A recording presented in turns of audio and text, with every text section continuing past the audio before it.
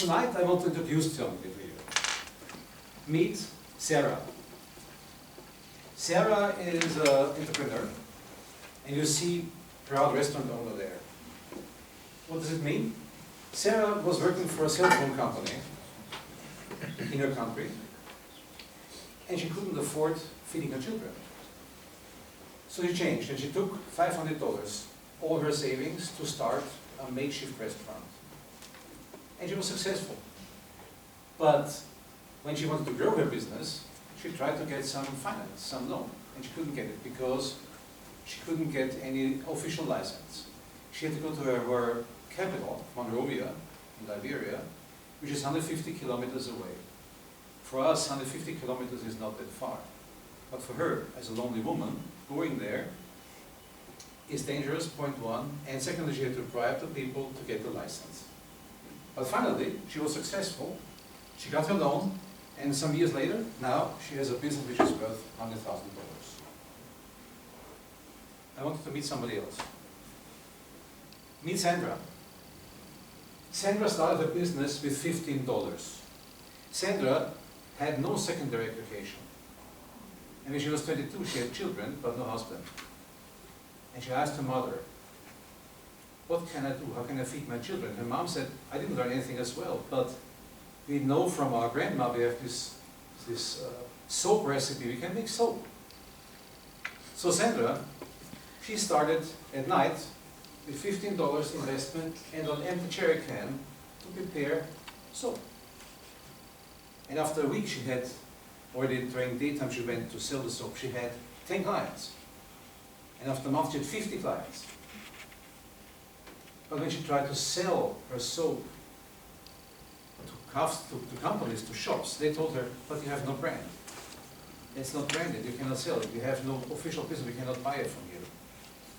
Luckily, the local Chamber of Commerce helped her to set up her business officially. And now, she is proud to have a business of 20 employees. Most of them are under 30, most of them are women. She has more than 10 products now, which she is selling. And her business is worth $700,000. And she is 29 now. Just 7 strong years she will go. My next introduction is to these Leaping Capitals. LEAP is actually a program. It's a program from young women. And this program focuses on women leadership. Leadership in parliaments, for example, or leadership in a society. But the other focus is also on economic empowerment and is also on skills development. Because this is so important for women to develop their skills. The third part is to eradicate violence at home. And mainly women are the victims of that. And last but not least is about participation, it's about partnerships with young women organizations and young men organizations. We know that gender differences in law affect developed and underdeveloped economies. So women in all regions are affected by that. It's not only undeveloped countries. There are barriers in laws which are affecting all women all around the world. 2.7 billion women have not equal access to the same jobs like men have, by law. This is in 104 countries, 189 economies. So if you look there, the survey was 189 economies, 104 countries have this law. 59 have no law against harassment, sexual harassment on their workspace. And believe it or not, 18. Still, in 18 economies, husbands can prevent women from work.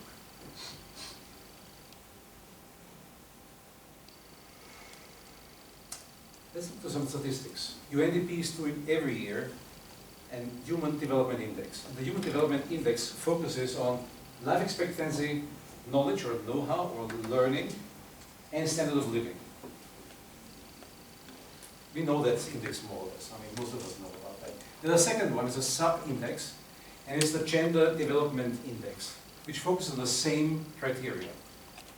But more importantly, if you look at the details, there's a third one, and it's the Gender Inequality Index. And if you look to this one, You see the focus is on reproductive health. It is on empowerment of women or men, like parliamentarian representation, and on the labor market. And it's equal access to labor market. I don't want to bother you too long with this. With that, it's just shows how this index is prepared, and I can show you later on if anybody's interested. I can show you this. I'm happy to do that. You can see it also if you're curious about Turkey. You see Turkey is on number 64 as on the Human Development Index, and the rank of 69 of the Gender Inequality Index. And where Turkey is not doing good is the share of seats in the parliament, and with the secondary education, and also the participation in labor force. There's also another one. It's the Women, Peace and Security Index, which is focusing on inclusion, security, and justice. And keywords here are education again, employment again, parliamentary representation, but more importantly, something very detailed. If you look here, cell phone, access to cell phone and financial services. Why is that important? If I have access to cell phones, I have my privacy. I have private access. If I can open a bank account, I can start a business. If I don't have access to these things, I have a problem. And the other thing, for example, in security, intimate partner violence. 1 in 3 women has experienced domestic violence. I counted, there are 15 or 16 women here, so 5 of you, by statistics, would be victims of violence at home. What can we do different? Empower women and entrepreneurs. When more women work, economies grow. If all the OECD countries would be in the same level like Sweden, they would grow, they boost their GDP by 6 trillion. I don't know how many zeros that is. That's crazy. Men always think women eat our cake. It's wrong. The cake gets bigger. Look at that cake. There's little hamburgers in there. It's nice for men. What can we make a difference? Teach girls.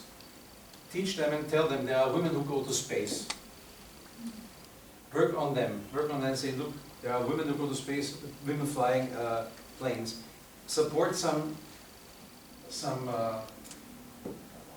associations which are supporting women, like Bank of Finance, teaching girls in girls clubs.